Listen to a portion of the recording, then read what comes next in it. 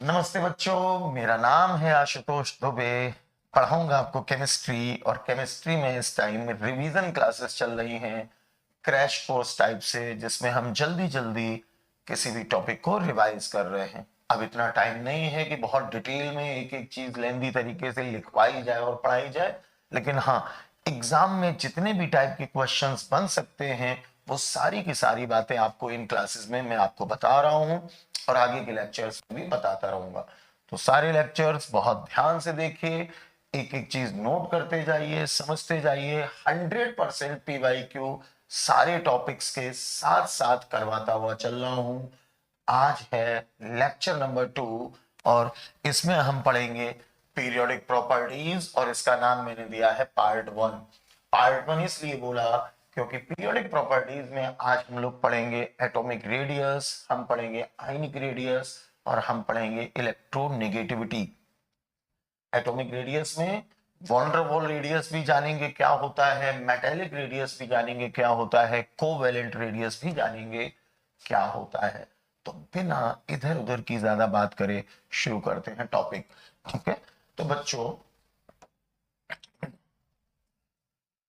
सबसे पहले बात होती है एटॉमिक रेडियस की। आपको स्क्रीनशॉट लेना हो या जो भी नोट्स बनाना हो तो लिख सकते हो। ये मैंने पहले से इसलिए लिख लिया ताकि वीडियो बहुत लंबा ना हो जाए, क्योंकि लंबे लंबे वीडियो से फिर आप बोर होना शुरू कर देते हो। तो जितनी भी मतलब की बात है वो मैंने बोर्ड पे ऑलरेडी लिख रखी है। Atomic radius, atomic radius actually होता क्या है? तो एटॉमिक रेडियस होता है average distance of valence shell from centre of nucleus. यानी कि न्यूक्लियस का जो सेंटर है वहां से जो वैलेंस शेल होता है वहां तक की जो एवरेज डिस्टेंस है। वैलेंस शेल का मतलब क्या है बच्चों? जो आउटर मोस्ट शेल होता है, सबसे बाहर वाला शेल, उसी को वैलेंस शेल बोला जाता है। अब एटॉमिक रेडियस आपके एनसीईआरटी में 3 तरह के नाम दिए गए हैं। एक दिया है क्रिस्टल, और इसी को बोलते हैं मेटेलिक रेडियस। एक होता है कोवेलेंट रेडियस, और एक होता है वॉन डर वॉल रेडियस। बच्चों, जो क्रिस्टल और मेटेलिक रेडियस है ये टर्म मेटल्स के लिए यूज किया जाता है। जो कोवेलेंट रेडियस टर्म है ये मेनली नॉन मेटल्स के लिए यूज किया जाता है। थोड़ा सा समझते चलिए, क्रिस्टल और मेटेलिक रेडियस होता क्या है? It is 1/2 of internuclear distance between two nearest atoms in metallic lattice. यानी कि मेटेलिक लैटिस के अंदर जो इंटरन्यूक्लियर डिस्टेंस होती है दो सबसे नजदीक मेटल एटम के बीच में, उसको बोला जाता है क्रिस्टल और मेटेलिक रेडियस। जो भी क्वेश्चन बनेगा वो इसकी डेफिनेशन पे ही बनेगा, इससे ज्यादा उस पर कोई क्वेश्चन नहीं बन सकता। जिस तरह के क्वेश्चन बनते हैं वो सारे PYQ अभी आपको आगे क्लास में मिलेंगे। इसके बाद कोवेलेंट रेडियस क्या है? ये टर्म मेनली यूज किया जाता है नॉन मेटल्स के लिए, मेनली नॉन मेटल्स के लिए उसको यूज करते हैं। It is 1/2 of the distance between the centres of the nuclei of two similar atoms joined by a single covalent bond. तो ये हो गया आपका कोवेलेंट रेडियस। और वॉन डर वॉल रेडियस क्या होता है? It is 1/2 of the internuclear distance between the two adjacent identical atoms of two nearest molecules. मैं साइड में थोड़ा हो जा रहा हूं, आप चाहो तो जल्दी से इसका स्क्रीनशॉट ले सकते हो, और स्क्रीनशॉट लेके आप इसको बाद में नोट भी कर सकते हो। अगर पूछा भी जाएगा तो इनकी डेफिनेशन केवल आपसे पूछी जाएगी, वो डेफिनेशन आप बता देना। अगर इन तीनों में कंपेयर करना हो बच्चों, तो वॉन डर वॉल रेडियस सबसे लार्जेस्ट होता है, उससे छोटा होता है मेटेलिक रेडियस, और सबसे छोटा होता है कोवेलेंट रेडियस। तो वॉन डर वॉल सबसे ज्यादा, मेटेलिक उससे कम, कोवेलेंट उससे कम।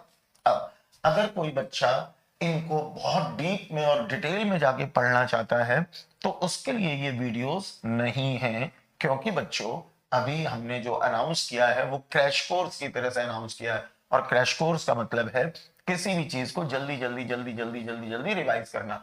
यानी कि हम ये मान के चल रहे हैं कि आप ऑलरेडी इनको पढ़े हुए बैठे हैं, बस एग्जाम से पहले एक बार आपको इनको रिवाइज करना है। ठीक है, तो ये उस तरह की क्लासेस नहीं है जिसमें आप एक एक चीज नोट करो बैठ के और 4-4 घंटे तक नोट्स बनाओ। ये वो क्लासेस नहीं है, ये रिवीजन वाली क्लासेस हैं। 100% बातें कवर हो जाएंगी और नीट में आपको बहुत फायदा इससे मिलेगा। इसके बाद बच्चों अब आते हैं इस पर, how to solve questions of atomic radius. Atomic radius के क्वेश्चंस आप सॉल्व कैसे करोगे, इसमें मेन दो कॉन्सेप्ट हैं, इन्हीं दो कॉन्सेप्ट्स की हेल्प से आपके 100% क्वेश्चन सॉल्व हो जाएंगे। कॉन्सेप्ट क्या है?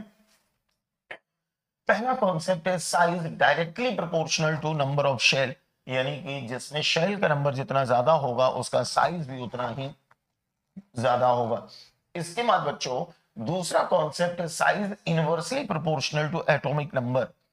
यहां पर आपको एक बात ध्यान रखनी है, और वो ये कि ये वाला जो कॉन्सेप्ट है size inversely proportional to atomic number, ये केवल तब लगाना है जब number of shell equal equal हो। अभी मैं क्वेश्चंस करवाऊंगा, उससे आपको ये बात समझ में आ जाएगी। तो सबसे पहले आपको कॉन्सेप्ट लगाना है size directly proportional to number of shell. Shell का नंबर जितना ज्यादा साइज उतना ही ज्यादा।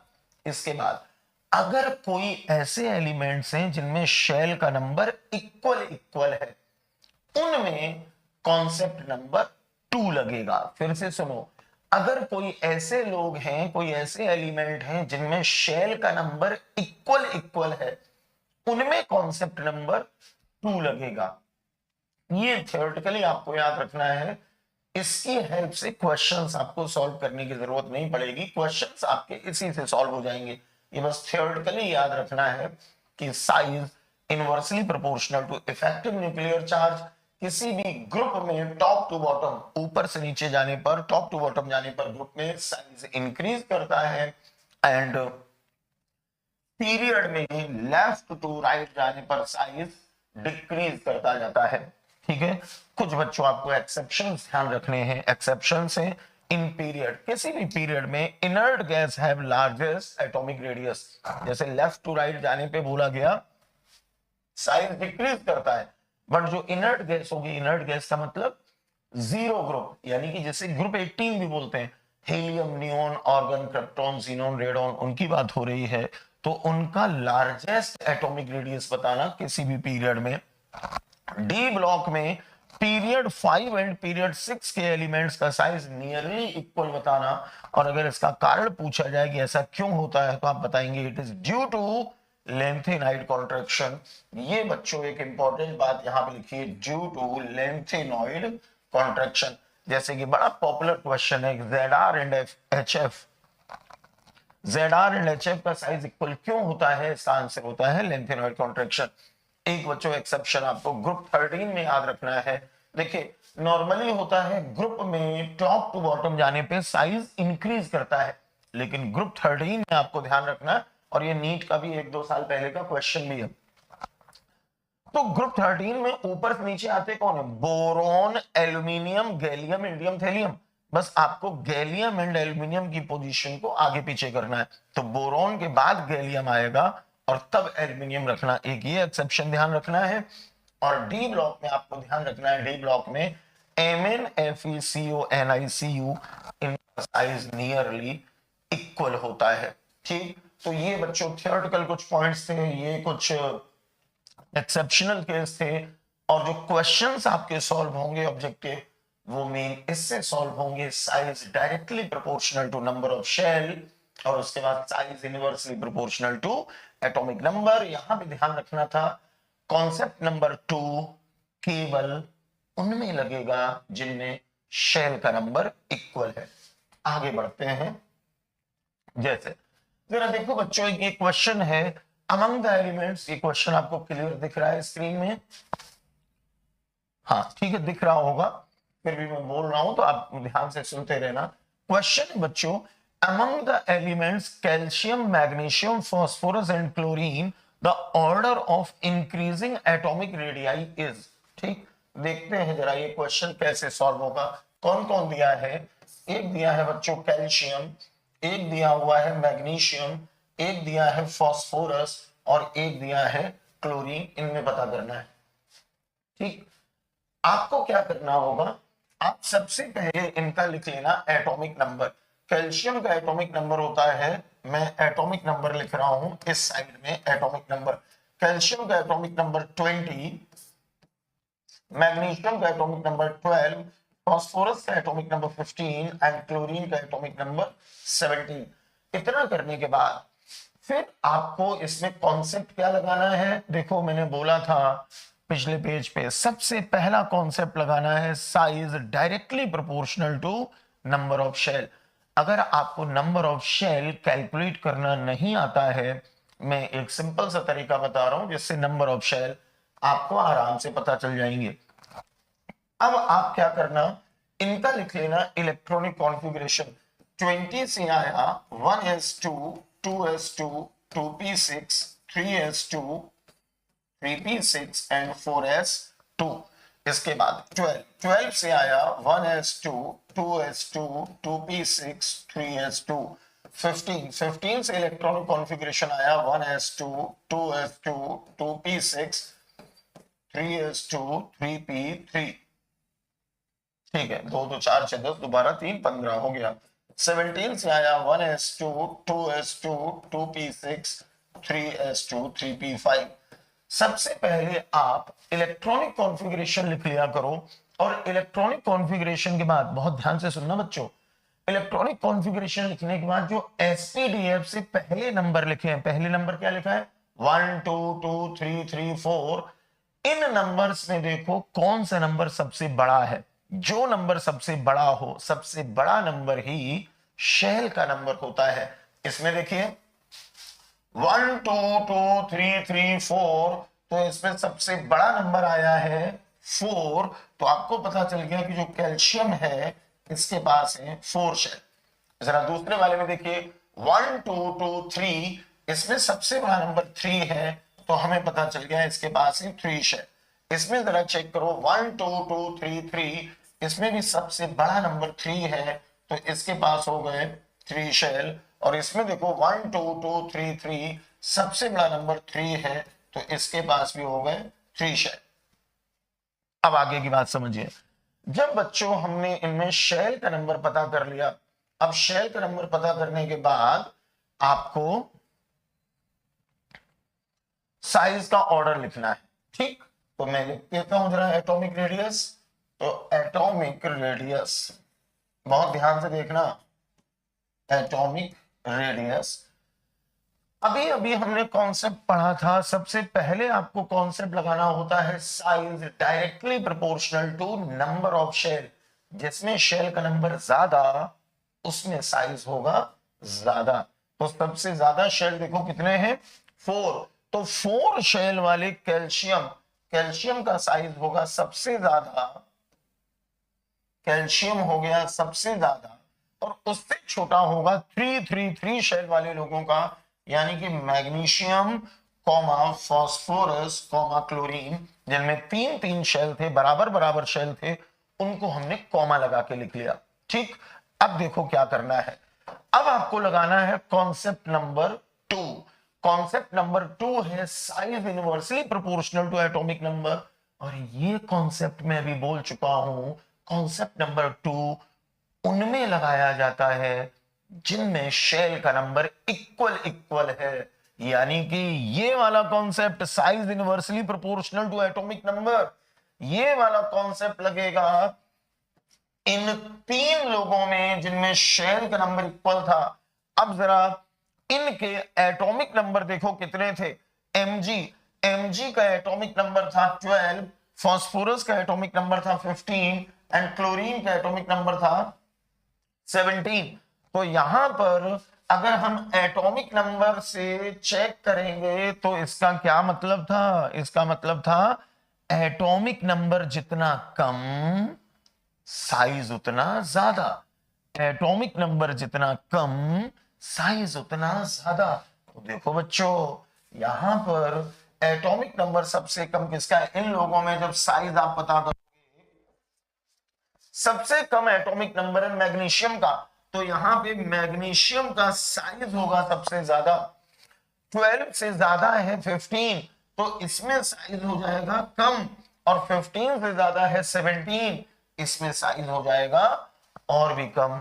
जैसे जैसे एटॉमिक नंबर इंक्रीज कर रहा है वैसे वैसे साइज डिक्रीज कर रहा है। क्यों डिक्रीज कर रहा है, क्योंकि कॉन्सेप्ट आपको बताया गया है size inversely proportional to atomic number. ठीक, बस पूरा आंसर देखो आपको पता चल गया। पूरा आंसर क्या आया, मैं इधर लिख रहा हूं, पूरा आंसर आ गया। कैल्शियम सबसे बड़ा है, मैग्नीशियम उससे छोटा है, फास्फोरस उससे भी छोटा है, क्लोरीन सबसे छोटा है। जरा चेक करते हैं ये ऑर्डर किस ऑप्शन में है, किस ऑप्शन में है। तो इंक्रीजिंग बताया गया, Cl, अगर उल्टा देखें तो Cl, Cl से बड़ा P, P से बड़ा Mg और Mg से बड़ा Ca।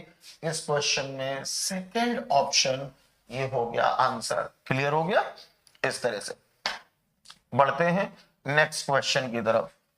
बच्चों अगला क्वेश्चन है, correct order of atomic radius in FeVKLi। ये चार दिए हैं और आपको पता करना है कि इसमें ऑर्डर क्या आएगा। तो एक बार जरा इन चारों को लिख लेते हैं, कौन कौन दिया था। एक दिया था Fe, एक दिया था V, एक दिया था K और एक दिया था Li। इन लोगों में आपको पता करना है। ठीक, ध्यान से देखते रहना। सबसे पहले क्या करना है, सबसे पहले हमें लिखना है एटॉमिक नंबर। आयरन का एटॉमिक नंबर होता है 26, बोरॉन का एटॉमिक नंबर होता है 5, पोटेशियम का एटॉमिक नंबर 19 एंड लिथियम का एटॉमिक नंबर 3।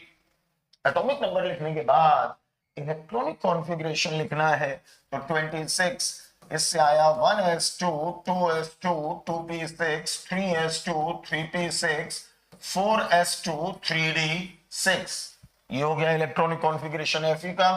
बोरॉन 5 से आया 1s2, 2s2, 2p1, 19 से आया 1s2, 2s2, 2p6, 3s2, 3p6, 4s1 and 3 से आया 1s2, 2s1। अभी पीछे वाले क्वेश्चन में जो किया था एज इट इज वही आपको यहां पे भी करना है। देखिए ध्यान से, एसपीडीएफ से पहले लिखे नंबर्स में ढूंढिए सबसे बड़ा नंबर कौन सा है। 1 2 2 3 3 4 3। कुछ लोगों के पहले 1 है, कुछ के पहले 2 है, कुछ के पहले 3 है और कुछ के पहले 4 है। सबसे बड़ा नंबर हमें मिला 4। जो भी सबसे बड़ा नंबर दिख जाए वही होता है शेल का नंबर। सबसे बड़ा नंबर 4। तो आयरन में आपको पता चल गया कि आयरन में होते हैं 4 शेल। जरा इसमें पता करते हैं। 1 2 2 सबसे बड़ा नंबर 2 है, 2 से बड़ा नंबर कोई भी नहीं दिख रहा है, 2 सबसे बड़ा है तो इसमें हो गए 2 शेल। जरा इसमें देखिए 1 2 2 3 3 4 सबसे बड़ा नंबर 4 आ रहा है तो इसके पास हो गए 4 शेल। और यहां पे देखिए 1 2 सबसे बड़ा नंबर 2 है तो इसके पास हो गए 2 शेल। यहां तक कोई कंफ्यूजन वाली बात नहीं है। अब आपको साइज पता करना है। देखिए साइज पता करना है तो सबसे पहले कौन सा कॉन्सेप्ट लगेगा, size directly proportional to number of shell. जिसमें शेल का नंबर ज्यादा उसका साइज ज्यादा। तो 4 4 शेल वाले जो है, 4 4 शेल वाले कौन थे, Fe में भी 4 शेल है, कॉमा K में भी 4 शेल है, इनका साइज होगा ज्यादा। और 2 शेल वालों का साइज होगा कम। 2 शेल बोरोन में भी हैं, कॉमा 2 शेल लिथियम में भी हैं। पहले हमने इतना पता कर लिया, अब इन दोनों को अलग अलग पता करना है। तो देखिए Fe एंड K इनमें अलग अलग पता करना है साइज। तो इसके लिए कॉन्सेप्ट कौन सा लगेगा, जिन लोगों में शेल का नंबर बराबर होता है उनमें मैंने बोला था कॉन्सेप्ट नंबर 2 लगाना है। यानी कि जब शेल का नंबर बराबर हो उनमें कॉन्सेप्ट नंबर 2 लगेगा, यानी कि size inversely proportional to atomic number. ये वाला जो सेकंड कॉन्सेप्ट है वो अब आपको लगाना है। तो देखिए जरा इनके एटॉमिक नंबर पहले चेक करते हैं।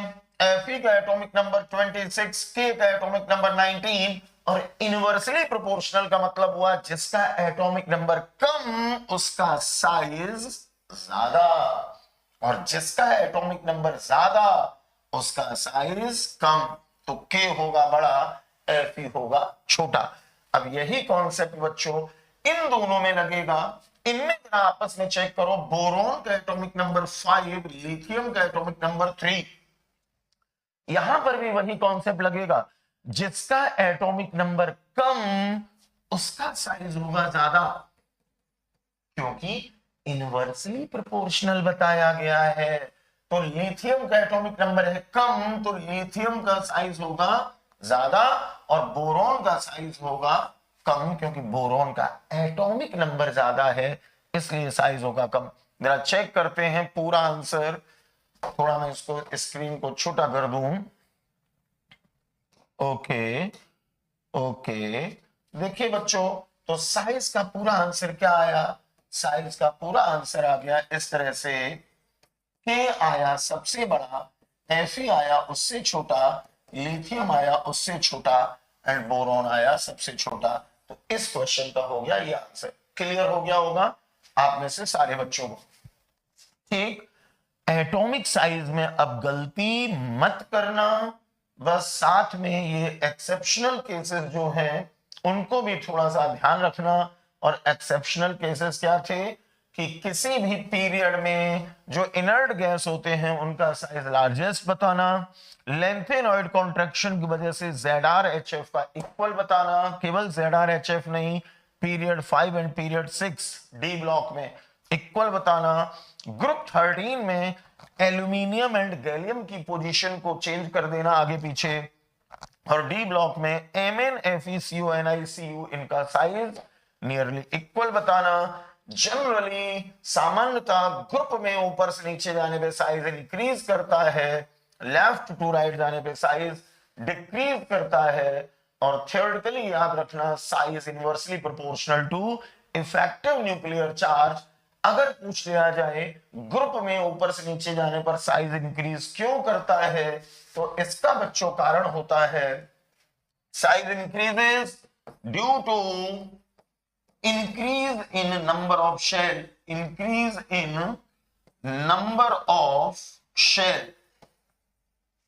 जैसे जैसे शेल का नंबर बढ़ता है ग्रुप में साइज इंक्रीज करता है, और पीरियड में लेफ्ट टू राइट जाने पर साइज डिक्रीज करता है। क्यों डिक्रीज करता है? इसकी वजह होती है बच्चों due to increase in effective nuclear charge. ये जो मैंने ENC लिखा है इसका मतलब है effective nuclear charge. Size decrease करता है पीरियड में, क्यों? आंसर बताएंगे due to increase in effective nuclear charge, और यहां पे बताएंगे due to increase in number of shell. Okay, तो यहां तक कोई दिक्कत वाली बात नहीं है। हो सकता है बाई चांस पूछ लें कि पीरियड में जो इनर्ट गैस होते हैं उनका एटॉमिक रेडियस लार्जेस्ट क्यों होता है, तो आप ऐसा ऑप्शन देखना जिसमें लिखा मिले क्योंकि इनर्ट गैस में जो एटॉमिक रेडियस है वो actually van der Waals radius होता है। और अभी पीछे के पेज पे हमने पढ़ा था कि जो वॉन डेर वाल रेडियस है ये होता है सबसे ज्यादा। तो अगर पूछे इनर्ट गैस में सबसे ज्यादा क्यों होता है, तो आप आंसर ऐसा ऑप्शन देखना जिसमें लिखा मिल जाए क्योंकि इनर्ट गैस में वॉन डेर वाल रेडियस होता है, और वॉन डेर वाल रेडियस होता है लार्जेस्ट। ओके, तो बच्चों यहां तक की सारी बातें आपको अच्छे से रिवाइज हो गई हैं। इसके बाद ये क्वेश्चन हम लोग कर चुके थे, और इसके बाद आते हैं how to solve questions of ionic radius. देखो आयनिक रेडियस के क्वेश्चंस, आयनिक रेडियस का मतलब कुछ पॉजिटिव या नेगेटिव चार्ज आपको लगा हुआ मिलेगा। तो आयनिक रेडियस में पहला कॉन्सेप्ट लगाना है ionic radius directly proportional to number of shell. ये बिल्कुल वैसे ही है जैसे अभी किया था। और दूसरा कॉन्सेप्ट लगाना है तब जब शेल का नंबर इक्वल इक्वल आ जाए। फिर से सुनो, पहला कॉन्सेप्ट लगेगा ionic radius directly proportional to number of shell, यानी कि शेल का नंबर जितना ज्यादा आयनिक रेडियस उतना ही ज्यादा। अब मान लो शेल का नंबर बराबर बराबर आ जाए, तब क्या करोगे? अगर शेल का नंबर बराबर आ जाए तब दूसरा कॉन्सेप्ट लगेगा ionic radius inversely proportional to Z upon E। ये जो inversely proportional to Z upon E लिखा है, यहां पे ध्यान देना बच्चों, Z है यहां पर एटॉमिक नंबर और E है यहां पर नंबर ऑफ इलेक्ट्रॉन। और ये जो inversely proportional to z upon e लिखा है, ये जो पूरा z अपॉन ई लिखा है, इसी को आप बोल सकते हो इफेक्टिव न्यूक्लियर चार्ज। इसी जगह पर इफेक्टिव न्यूक्लियर चार्ज टर्म भी यूज कर सकते हो। तो आप बोल सकते हैं ionic radius inversely proportional to z upon e, या ionic radius inversely proportional to effective nuclear charge, ऐसे भी बोल सकते हो। यानी कि आप ये भी बोल सकते थे ionic radius inversely proportional to effective nuclear charge. अब बच्चों आपको एक बात और ध्यान रखनी है, if ions are isoelectronic, isoelectronic का मतलब होता है, आइसो का मतलब इक्वल, इलेक्ट्रॉनिक मतलब इलेक्ट्रॉन, इक्वल इलेक्ट्रॉन हो तो कर देना size inversely proportional to atomic number, सीधे सीधे ऐसे सॉल्व कर लेना, size inversely proportional to atomic number. If element is same then, जैसे HHH OOO, अगर एलिमेंट सेम है तो उसमें जो एनायन हो वो सबसे बड़ा बताना, न्यूट्रल को छोटा बताना, कैटायन को सबसे छोटा बताना। एनायन का मतलब होता है नेगेटिव आयन, जैसे H माइनस सबसे बड़ा, H छोटा, H प्लस उससे भी छोटा, जैसे O माइनस टू सबसे बड़ा, O माइनस छोटा, O और भी छोटा, O प्लस उससे भी छोटा, O प्लस टू उससे भी छोटा। यानी कि जैसे जैसे निगेटिव से पॉजिटिव की तरफ जाते हैं वैसे वैसे साइज छोटा होता चला जाता है। और बच्चों ये जो आइसो इलेक्ट्रॉनिक होते हैं इनमें भी यही ट्रिक लगती है, जो आइसो इलेक्ट्रॉनिक होते हैं उनमें भी ये ट्रिक लग जाती है। कौन सी ट्रिक? आइसो इलेक्ट्रॉनिक के लिए यहां पे लिख रहा हूं डायरेक्ट ट्रिक। डायरेक्ट ट्रिक ये है कि एनायन सबसे बड़ा बताना, न्यूट्रल छोटा बताना, न्यूट्रल छोटा बताना एंड कैटायन सबसे छोटा बताना।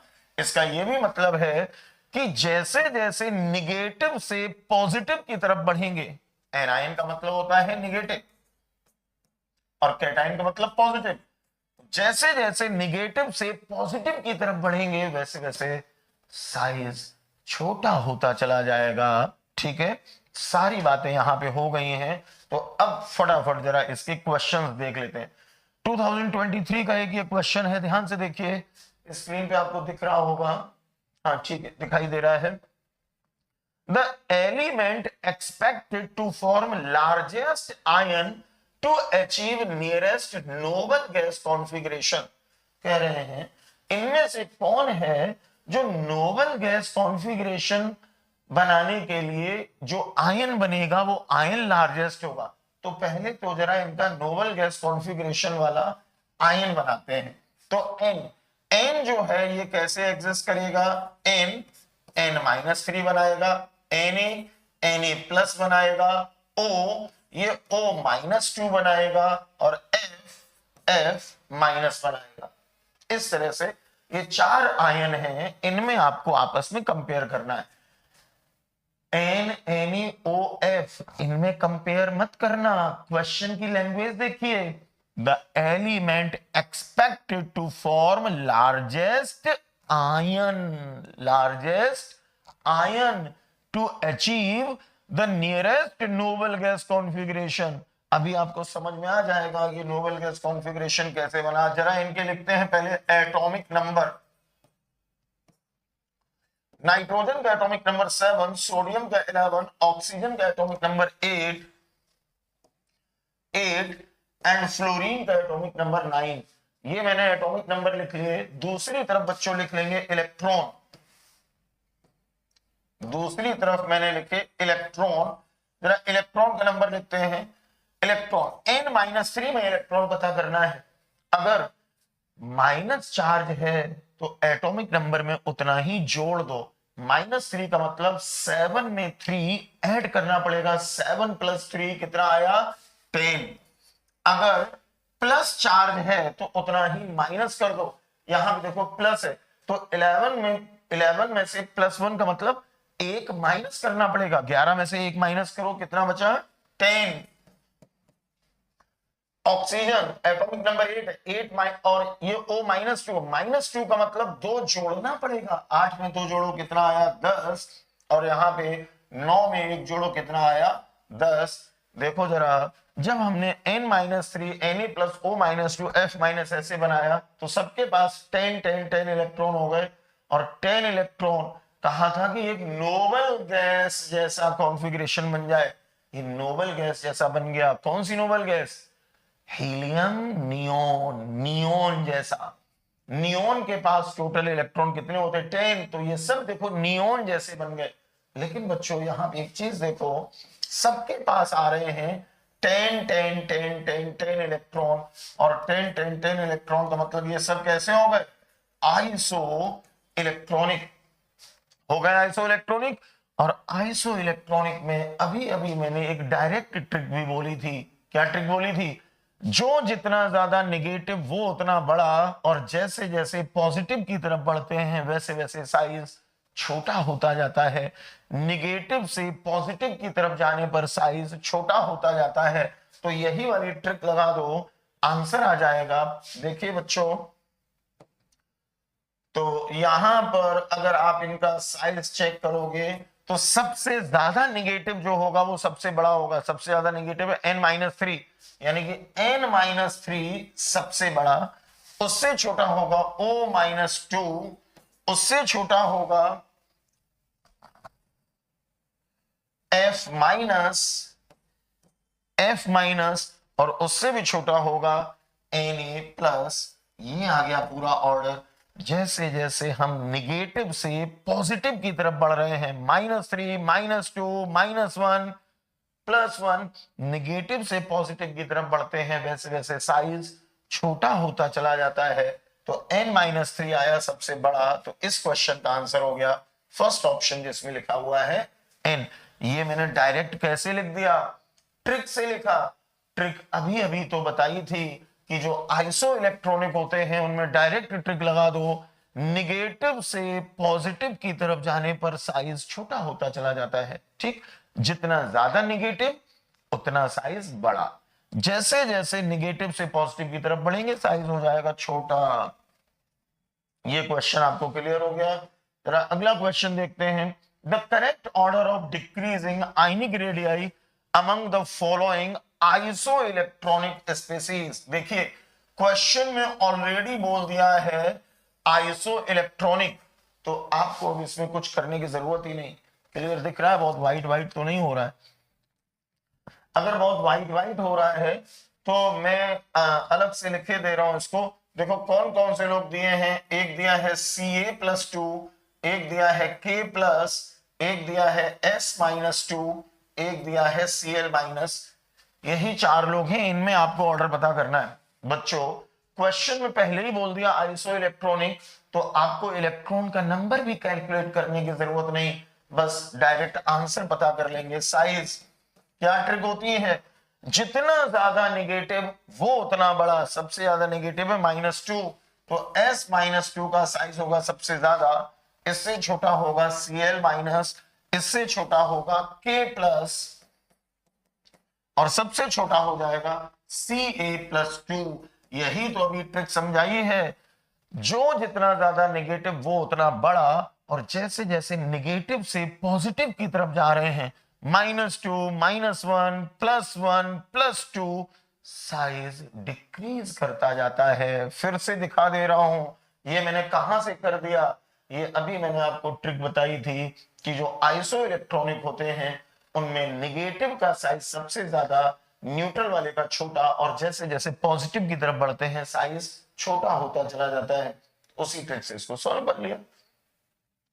ठीक है भाई, ये क्वेश्चन भी हो गया। इसके बाद बच्चों अगले क्वेश्चन पर आते हैं।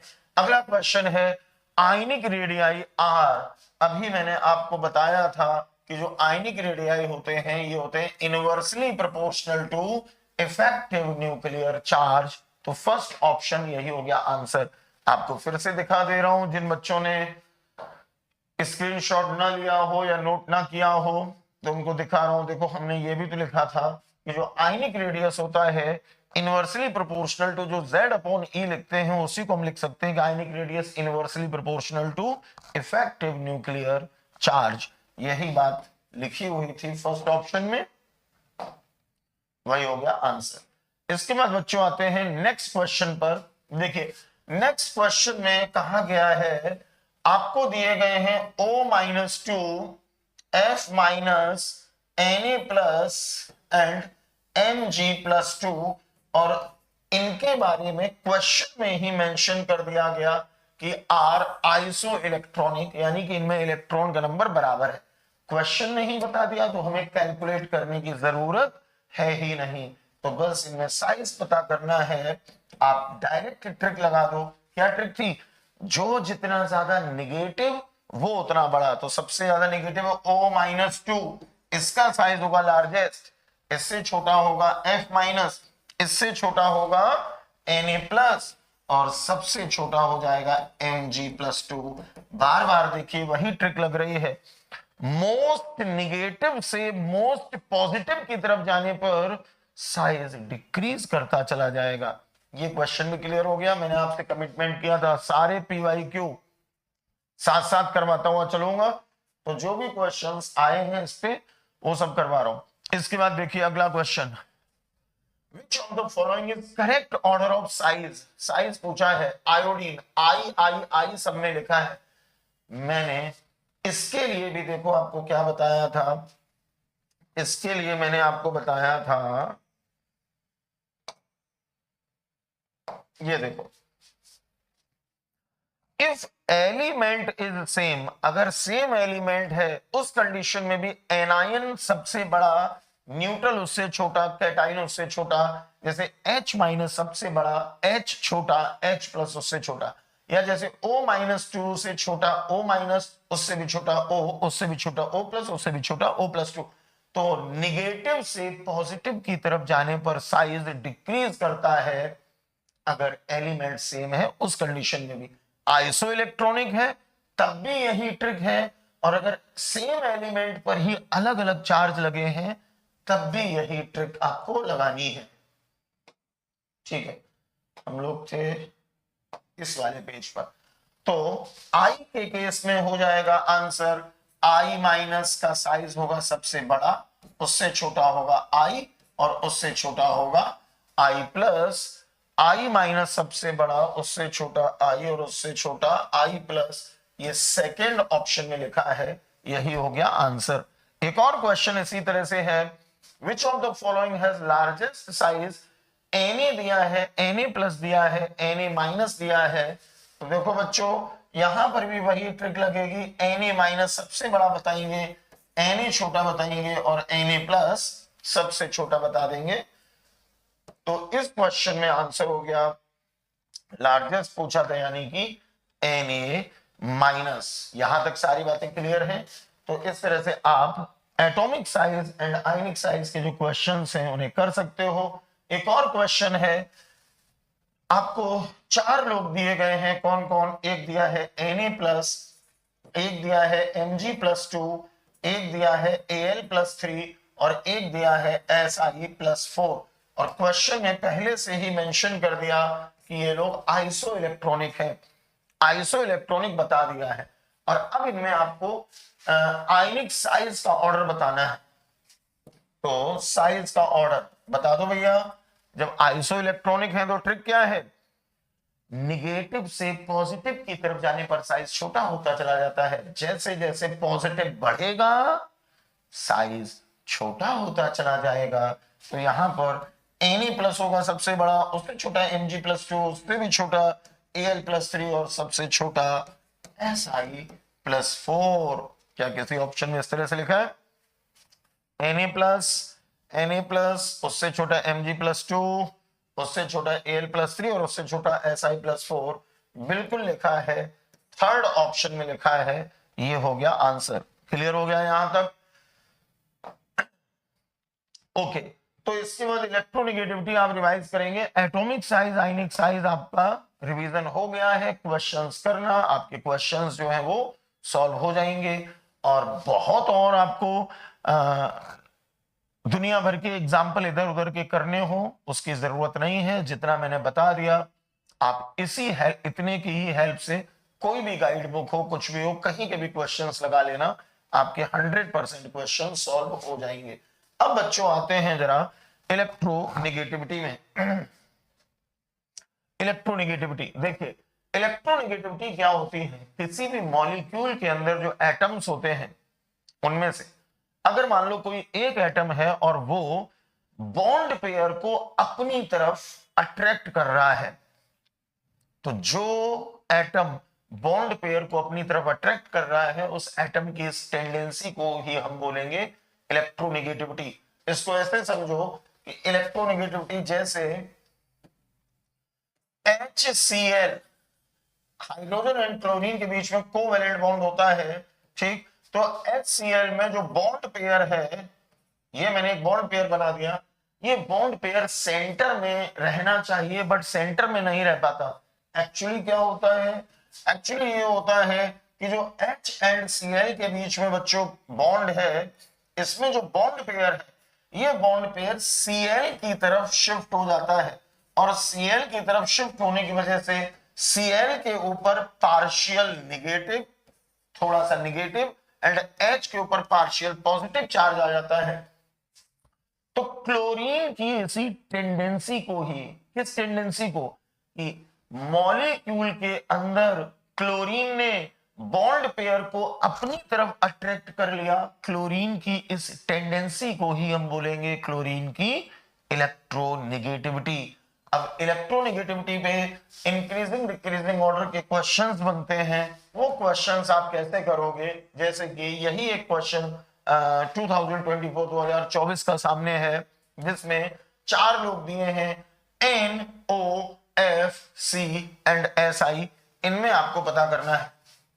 बच्चों एक तरीका तो ये है कि आप सीधे सीधे ऑर्डर याद कर लो और सीधे सीधे ऑर्डर ऐसे याद कर लो कि FON, N के लगभग बराबर होता है Cl, FONCl, फिर BRI, IC एंड S की लगभग बराबर होती है, ठीक। तो शुरुआत में अगर आप इतना याद कर लो या उससे कम होती है AC, इसके बराबर AT, उससे कम होती है P, PTEH की इलेक्ट्रोनेगेटिविटी लगभग बराबर। लेकिन ऐसे जब आप याद करोगे तो हो सकते हो कंफ्यूज कि किसकी बराबर किसकी बराबर नहीं। तो आप जैसे बहुत से बच्चे ऐसे याद कर लेते हैं, FONCl को मिला के याद कर लिया, फोंकल, BRICS को मिला के याद कर लिया, ब्रिक्स, फोंकल, ब्रिक्स, सीट, पीट, है ना, फोंकल, ब्रिक्स, सीट, पीट, ऐसे कुछ भी बना सकते हो बट इसकी जरूरत है नहीं। इतने सारे आपको ये सब याद करने की जरूरत नहीं है, मतलब भर के कुछ हैं उतने याद कर लो, उतने से ही आपके सारे क्वेश्चन सॉल्व हो जाते हैं। और इतना भरोसा रखना मेरी बात पे, अभी जब आप नीट एग्जाम देके आएंगे आप अपने क्वेश्चंस चेक कर लेना। जितने वीडियो आपको प्रोवाइड करूंगा केमिस्ट्री का, एक भी क्वेश्चन वीडियो से बाहर नहीं होगा, ये गारंटी से बोल रहा हूं। और ये चेक कर लेना जब आप नीट एग्जाम देके आए, एक भी क्वेश्चन वीडियो से बाहर नहीं हो।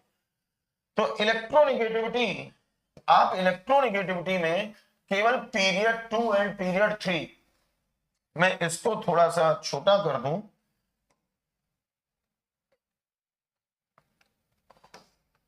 ठीक है, आप केवल याद कर लो पीरियड 2 एंड पीरियड 3 के लोगों की इलेक्ट्रोनेगेटिविटी। पीरियड 2 एंड पीरियड 3, जैसे यहां पे लिथियम, लिथियम के नीचे सोडियम, फिर बेरिलियम, बेरिलियम के नीचे मैग्नीशियम, फिर बोरॉन, बोरॉन के नीचे एल्यूमिनियम, फिर कार्बन, कार्बन के नीचे सिलिकॉन, नाइट्रोजन, नाइट्रोजन के नीचे फास्फोरस, ऑक्सीजन, ऑक्सीजन के नीचे सल्फर, फ्लोरीन और फ्लोरीन के नीचे क्लोरीन।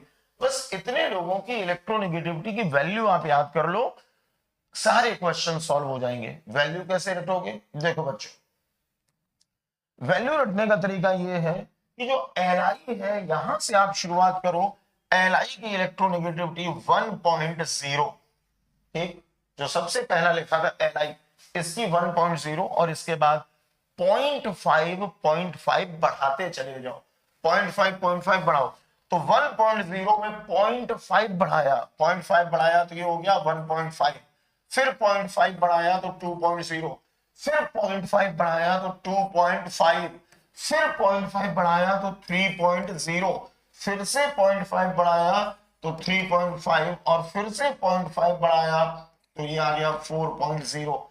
सारी वैल्यूज याद हो गई होंगी।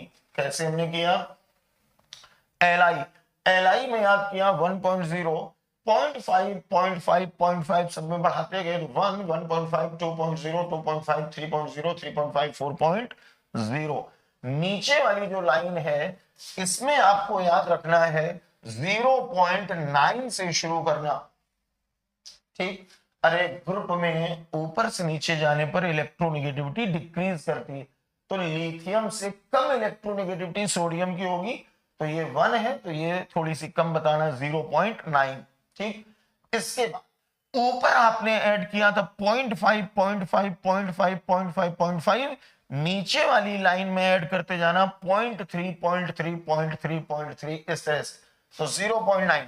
इसमें 0.3 जोड़ो तो आ जाएगा 1.2, फिर इसमें 0.3 जोड़ो तो आ जाएगा 1.5, फिर इसमें 0.3 जोड़ो तो आ जाएगा 1.8, फिर इसमें 0.3 जोड़ो तो इसमें आ जाएगा 2.1।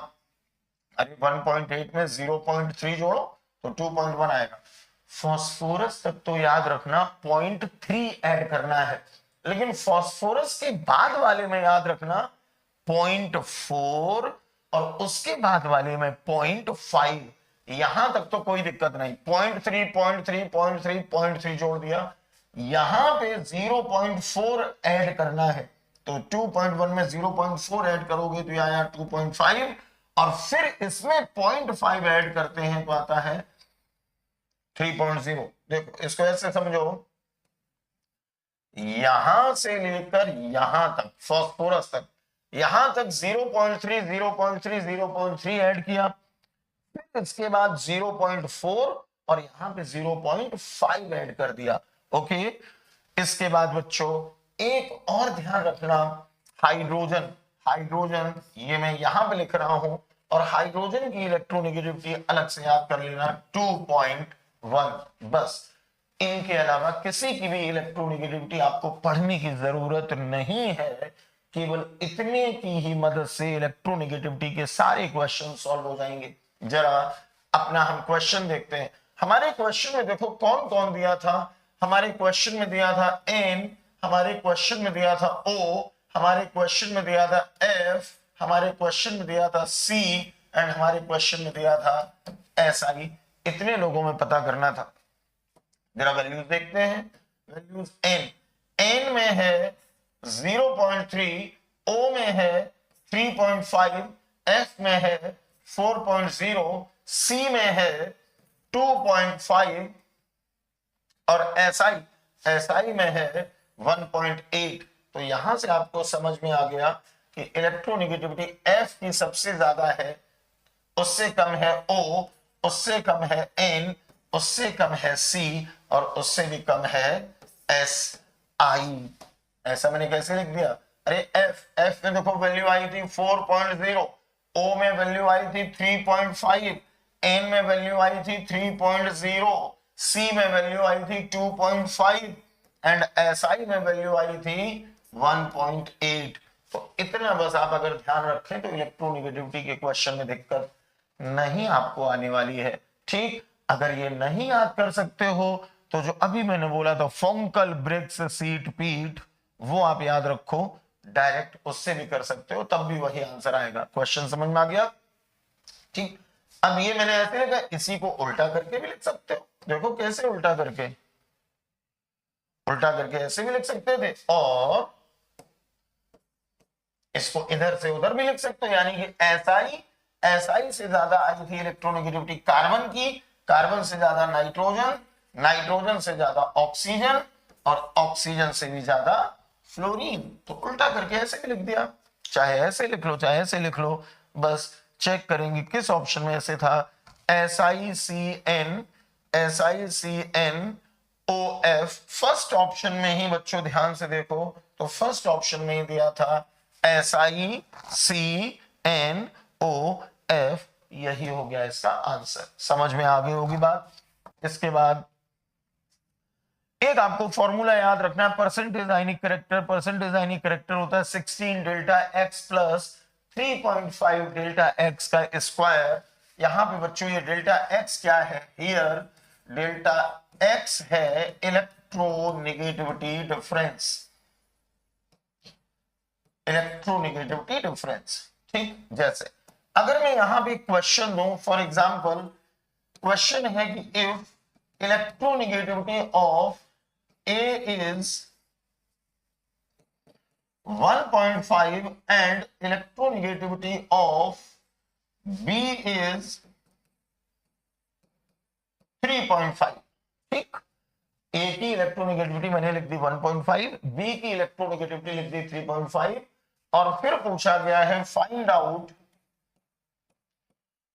Out percentage ionic character in molecule AB, in molecule AB, एक कोई AB मॉलिक्यूल है उसमें पता करना है, यही वाला फॉर्मूला लगेगा, ठीक। तो इस क्वेश्चन में पहले जरा डेल्टा एक्स की वैल्यू निकालो बच्चों। डेल्टा एक्स बताया था इलेक्ट्रोनेगेटिविटी का डिफरेंस का मतलब माइनस करना है, और माइनस कैसे करना है, बड़े नंबर में से छोटा नंबर माइनस किया जाता है जब डिफरेंस पता करते हैं। एक की इलेक्ट्रोनेगेटिविटी है 1.5, एक की इलेक्ट्रोनेगेटिविटी है 3.5, तो डेल्टा एक्स हो गया 3.5 माइनस 1.5, ये सॉल्व करने पे आ गया 2.0। डेल्टा एक्स की वैल्यू पता चल गई, ये वाला फॉर्मूला लगा देंगे कि परसेंटेज आयनिक character equals 16 delta x plus 3.5 delta x का स्क्वायर। सॉल्व कर लेंगे, 16 इंटू डेल्टा एक्स की वैल्यू आई थी 2.0, मतलब 2 ऐसे लिख लिया, 16 इंटू 2 प्लस 3.5 इंटू 2 का स्क्वायर। सॉल्व कर लेंगे, ये आ गया 32 प्लस बच्चों 2 का स्क्वायर हो गया 4, 4 का गुणा इसमें कर देंगे, 4 पंचे 20, 4 तिया 12, 2 14, यानी कि 14.0। ये सॉल्व करने पे आ गया 4 2 6, 3 और 1 4, 46, और आगे लगा देंगे परसेंट, तो परसेंटेज आयनिक कैरेक्टर का आंसर आ गया 46%। समझ में आ गया। तो ये वाला जो फॉर्मूला है, इस पे कोई क्वेश्चन अगर बने तो आप इसी से सॉल्व करना, 16 delta x plus 3.5 delta x का स्क्वायर। इसके बाद बच्चों एक पॉइंट आपको इलेक्ट्रोनेगेटिविटी ऑफ कार्बन में याद रखना है। कार्बन में जो ट्रिपल बॉन्ड वाला कार्बन होता है उसकी इलेक्ट्रोनेगेटिविटी होती है सबसे ज्यादा, डबल बॉन्ड वाले कार्बन की कम, सिंगल बॉन्ड वाले कार्बन की इलेक्ट्रोनेगेटिविटी होती है सबसे कम।